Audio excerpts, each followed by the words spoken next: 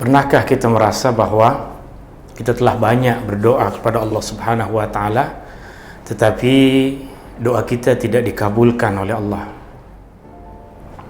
Bismillah, alhamdulillah, wassalatu wassalamu ala Rasulillah wa ala alihi wa sahbihi wa mawalah.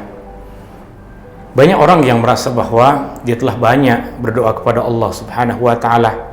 Dia telah banyak meminta kepada Allah Subhanahu wa taala, tetapi apa yang dia minta, apa yang dia pohon dalam doanya tidak Allah Subhanahu wa taala kabulkan. Apa yang terjadi pada orang ini adalah satu di antara dua keadaan. Keadaan yang pertama adalah dia tidak berdoa dengan betul. Dalam doa banyak hukum hakam dan banyak adab-adabnya. Di antara adab dalam berdoa yang Rasulullah sallallahu alaihi wasallam nasihatkan kepada banyak sahabatnya adalah dengan mengisi diri kita dengan perkara-perkara yang halal, jangan isi diri kita dengan perkara-perkara yang haram. Maka Rasulullah sallallahu alaihi wasallam memberikan nasihat kepada kita untuk mencari rezeki dengan jalan yang halal. Kita perhatikan diri kita, adakah apa yang kita pakai, apa yang kita makan, apa yang kita minum kita dapatkan dari sumber yang halal, atau kita tak pedulikan perkara itu. Jika kita tidak pedulikan dari mana sumber kehidupan kita, maka jangan salahkan Allah ketika Allah Subhanahu wa taala tidak kabulkan apa yang kita minta. Allah suruh kita untuk melakukan ini, untuk melakukan itu. Adakah kita kabulkan apa yang Allah pinta? Jika kita tak kabulkan apa yang Allah pinta, kenapa pula kita salahkan Allah tidak kabulkan apa yang kita pinta? Ini keadaan yang pertama, orang yang merasa bahwa doa dia tidak dikabulkan oleh Allah Subhanahu wa taala. Dan keadaan yang kedua adalah kesilapan seseorang dalam memahami bagaimana Allah Subhanahu wa taala mengabulkan doa. Dia merasa bahwa mengabulkan doa bermaksud setiap kali saya meminta, maka terus saya dapatkan benda itu di hadapan saya. Orang yang seperti ini ada beberapa kesilapan dalam memahami bagaimana Allah Subhanahu wa taala mengabulkan doa. Kita mesti tahu ada 4 keadaan yang Allah Subhanahu wa taala kabulkan doa kita.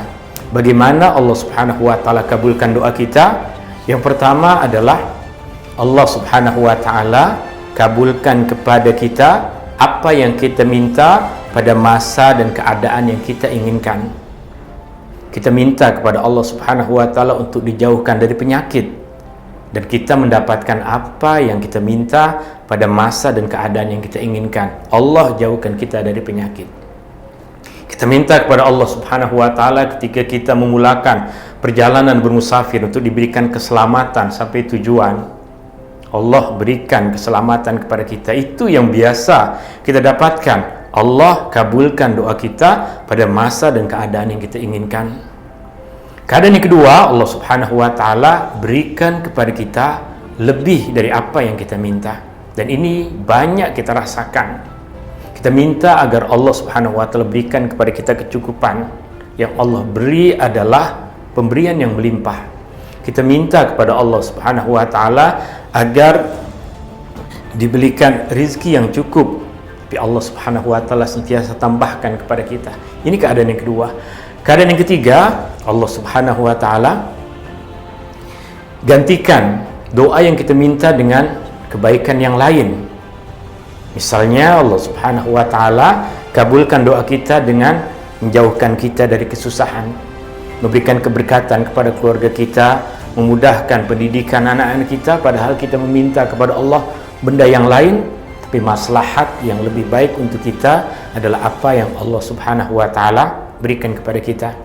Dan yang keempat, bagaimana Allah Subhanahu wa taala mengabulkan doa adalah Allah Subhanahu wa taala lambatkan, Allah Subhanahu wa taala akhirkan pengabulan doa kita, agar kita sentiasa meminta kepada Allah. Semakin banyak kita berdoa, semakin banyak kita meminta kepada Allah Subhanahu wa taala, maka semakin banyak doa dan ibadah yang kita lakukan kepada Allah Subhanahu wa taala.